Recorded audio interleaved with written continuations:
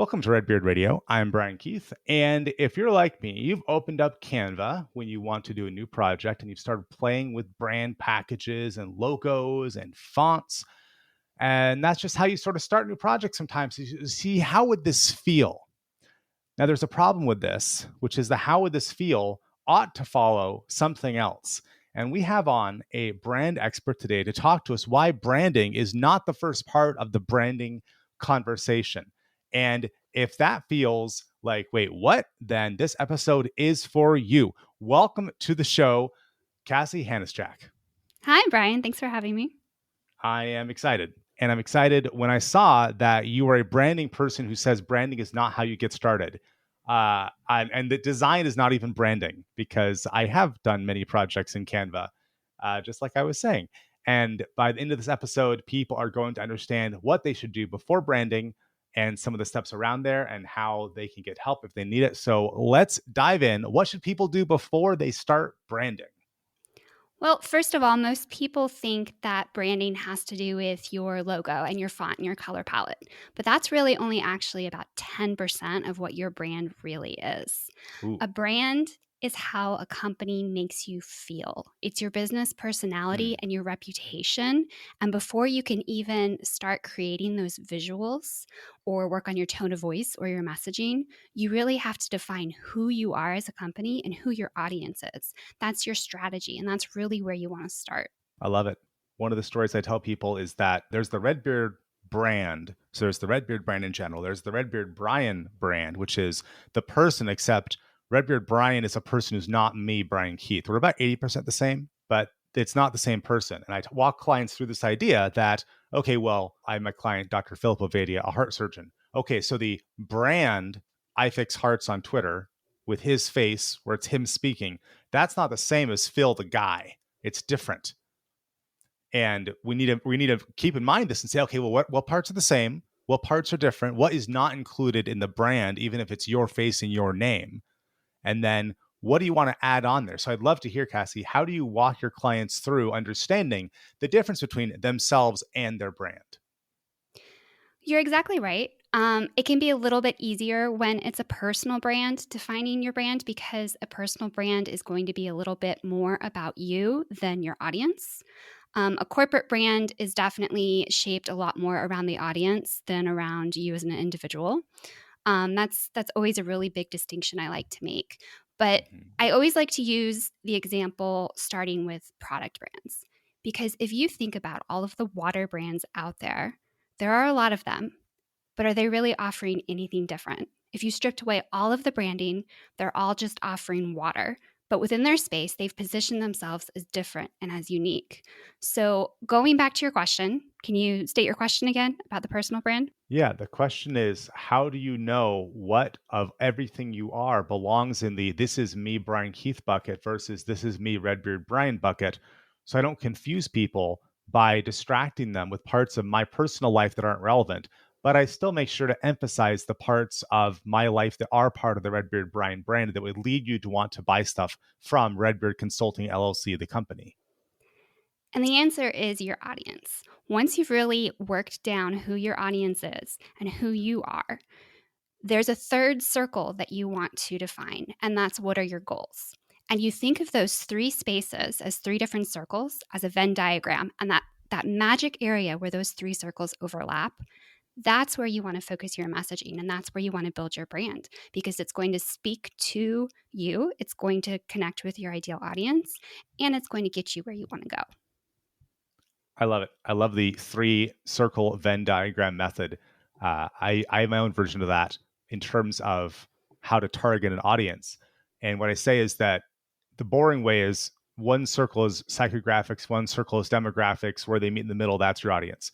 But that's boring, and the world is infinitely large. So other people who are richer, what do I say? Richer, smarter, and better looking than you have already done that. So what we got to figure out is what are the three circles that really define you? Like in my case, I say, okay, well, I'm the child of business owner parents. So I grew up discussing finance around the dinner table, which is not normal, as I discovered in college. And then number two is that I'm a copywriter. I've had a client say, Brian, Bluetooth right into the depths of my soul and drew out the words I didn't even know were there. And she was a tantric yoga practitioner, which is not me, but I'm that level of copywriter. And then third, I'm a technical expert where I speak on stage and I do original research about various kinds of applications. And so the tech expert who's a copywriter who also grew up with a two business owner family, okay, now we're talking not 8 billion people, we're talking 8 people or 80 people I'm competing with. And so it just gets into a much smaller area. But I'd love to hear more from you about this audience thing and the goals and what kind of goals are we talking about here? Are we talking about just making lots of money or selling my book or what? No, you have to find your passion. And I really got into what you were just saying because I could tell that there was passion there. And one of the easiest ways to figure out what it is you're passionate about is starting with two basic questions. What excites you and what upsets you? Hmm. Yeah. So what excites me is adventure.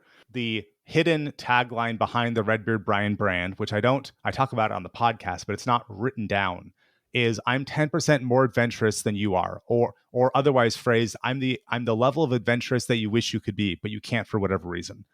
So I talk about mountain climbing. I talk about sword fighting. I talk about shooting guns. I talk about adventure. I talk about risky adventure, which is actually dangerous. There's literal dangers. People literally die doing the things that I do.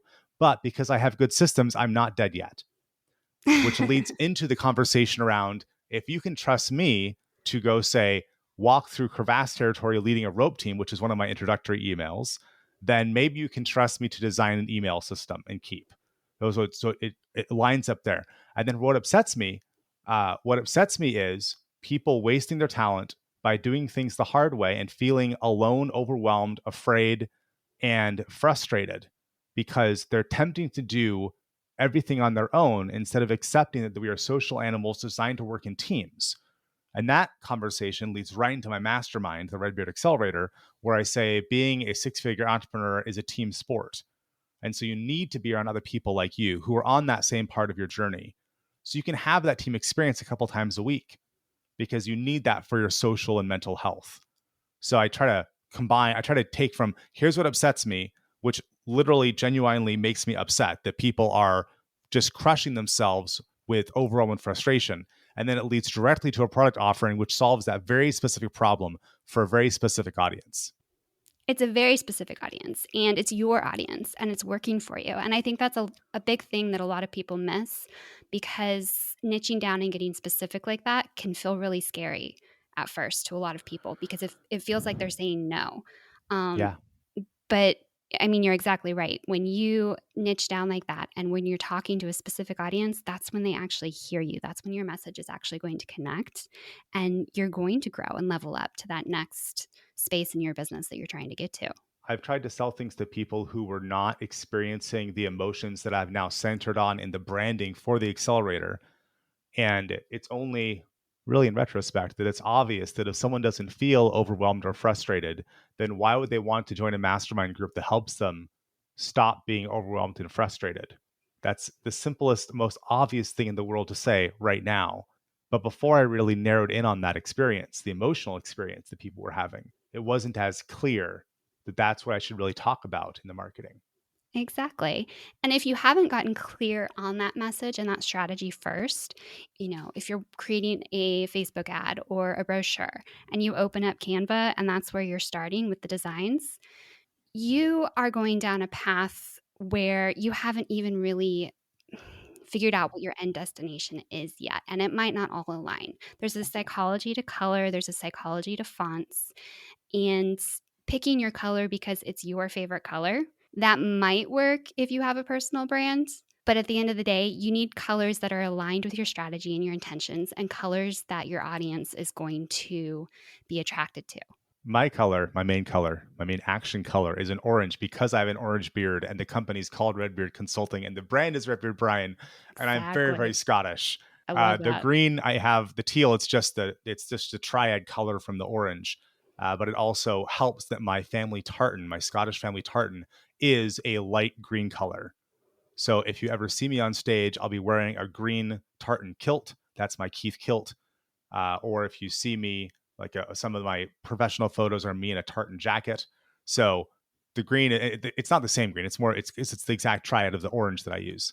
Uh, but It's all for me, it all sort of relates. So it's not capricious. I literally have an orange beard, and part of why I'm so weird is my whole life now, not an orange beard, but I've had orange hair my whole life. So I've always been different. I've never been on the inside with all you all who look like you could fit in with people. If you ever saw a room full of people who looked like me, it would be in and of itself a very rare occasion. And I've never been around all redheads. So it's that whole, I've always been different. I've always been sort of like, I don't say outcast in the branding, but I've always been able to look from the outside, right? And that's why when you go join my accelerator or you bring me on as your COO, I can go look at you from a little bit detached perspective and help you see the things that you don't see about yourself on your path to growing your business out of the 6 figures and into solid 7 figures. So I have this story. I have this story that links those colors, the story that links the fact that I'm wearing a kilt on stage. And that's part of what you're talking about here with number one, with the strategy thing, is the story. Can you tell us something about how you help people develop stories if they don't have that kind of coherent story of, my last name's Keith, I'm Scottish, here's my tartan, I have an orange beard, I'm wearing a kilt. If they don't have that level, how do they find out what their story is? Yes, you've definitely done a great job about knowing what makes you different and embracing that, and that's very important. I have a 5-step big brand method framework that I work my clients through, where when we start with that strategy phase, we're starting with discovery, right? Because branding is first and foremost defining who you are as a company. So there's exercises we work through to discover who they are, why they do what they do. The second phase is insight, where they get to know the audience and their audience's story. We want to go beyond those demographics and really get into the psychographics. What are their problems and how are you the solution?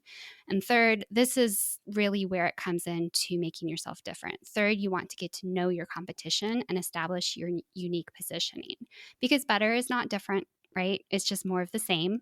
And this is where that brand magic really happens. And like we said, the brand magic is the overlap of who you are as a company, your goals, and your audience, their wants and their needs. So we work through several exercises there to really position yourself differently. And it's really about the research and the strategy. At that point, you go on to the fourth phase, which that's when you can get into the creation of your visual identity. That's when you build your messaging, your tone of voice. And it's not all about setting yourself apart just visually, right? Your tone of voice, how you speak, the things that you talk about in your messaging, that's a perfect way to set yourself apart as well. So at this point, you have worked through the 4 steps. You're in the final phase. That's the application phase, where you start building your brand awareness. And consistency is so important here. It's really where you build that recognition and that trust and that loyalty. Okay, everybody who's listening to this, stop for just a moment and listen to what Cassie's saying and give yourself a grade, A, B, C, D, F, about how well you feel you're doing all of these things. And just choose, if you have a bunch of different companies or much different clients, just choose one project and go give it a grade. And I think my grade is probably something like, I feel it's like a B. And it's why it's a B is because 6 figure entrepreneurs experiencing frustration and overwhelm is not specific enough. And there's a variety of ways I could try to get more specific, but right now it's not sufficiently niched, I don't think. I think it needs to be a little bit more. That's why I'm giving myself a B. If I look at my podcast project, Redbeard Radio, doing a lot of things right, got a lot of content, got great guests, fantastic. But who is it really for? What's the branding there? It's like, that's probably more like maybe a C, because while it's sort of tailored to the same people who belong in the Redbeard Accelerator, that's great. There's still not a really strong brand message where when you hear an episode, you can immediately know this is for me, and it's consistent every time. Almost every episode, I start off, like a 30-second minute monologue saying, here's a problem you have. We're going to fix it in this episode. So any individual episode, if it's for you, but that doesn't necessarily tell you that this whole podcast is for you. So, Cassie, for people who, like me, are giving themselves like B, C, somewhere in there, what is the next step they can take to go push that up to a B or an A? It's a journey. Full transparency, I would give myself a B right now. I'm in year 3 of my business. And it's kind of a cobbler's shoe situation, right? Where Hmm. I can do it for everybody else all day long. But when it comes to yourself, you have those blind spots. So the next step really is getting help. You need other people to look at what it is you do. You need to step back and let them help you. So I actually have a PDF on my website. It breaks down my framework. That's a great place to start. Um, but really just get clear on your strategy. Start answering those questions, figuring out why it is you do what you do. That's really the most important place to start. I have a story and a question. Here's the story. Clive Morrison has been on the podcast twice.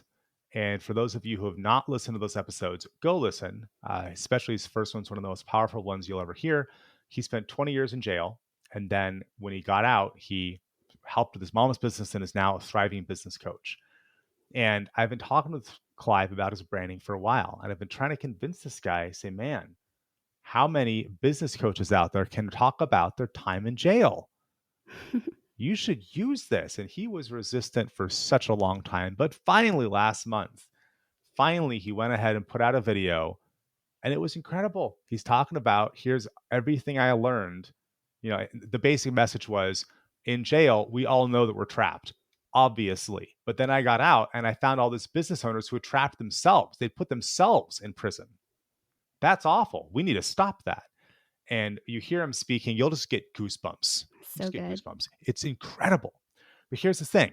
It took me months and months and months, maybe a year, to go convince this guy, smart guy, experienced, to use his most powerful brand tool he had available, because he was so resistant to using the story that makes Clive Morrison apart from everybody else. What do you do, Cassie, for people, for clients of yours, where they have some beautiful brand story they could tell, but they just don't want to use it? Personal branding definitely requires vulnerability like that. I would say that it's a journey, okay? So you're not going to change overnight, and branding isn't about changing, it's about evolving. So you start small, you build, you grow, you go on to the next step. Um, there's so many people who are scared to show up on social media, and Hmm. I'm right there with you. I was one of them. And you start small. You start with photos, you start with audio recordings. You get to the point where you're posting those videos and you're being transparent and you're telling your story.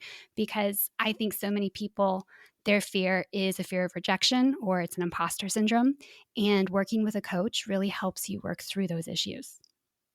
Well, let's talk about how people who have listened to this and said, yeah, I could do more than I am. I could be more than I am. How do they get on your coaching schedule? I have a digital course that I work through with entrepreneurs.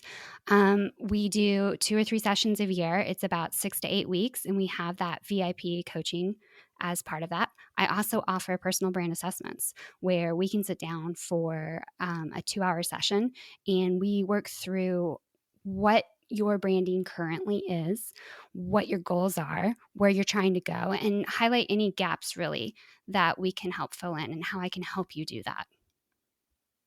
That's curious. I find myself immediately resistant because I don't want to know that I'm wrong. And right now I have an amorphous cloud of, you're not as good as you could be hanging out there. But if I spent 2 hours with you, I have no doubt that I would come back with a very specific, no longer amorphous blob. It'd be a specific list of, here's the ways that you're failing. And I don't want to hear that. I want to feel good No. about myself. So Yeah, it's not about talking about what you're doing wrong. It's about highlighting where you could make improvements and make better connections. And it's a positive thing. It's not a negative thing at all. We're not talking about, hey, you're not doing this, you're failing here, you're missing this opportunity. It's about recognizing those opportunities to begin with. what a beautiful reframe. Cassie, what's the website where people can go to go take advantage of that? CaslinBranding.com, CASLYN. Wonderful. And where's the best place for people to find you on social media? I'm on Instagram, Facebook, LinkedIn. Beautiful. Cassie, thanks for being on Redbeard Radio. Thanks, Brian. Nice to chat with you today.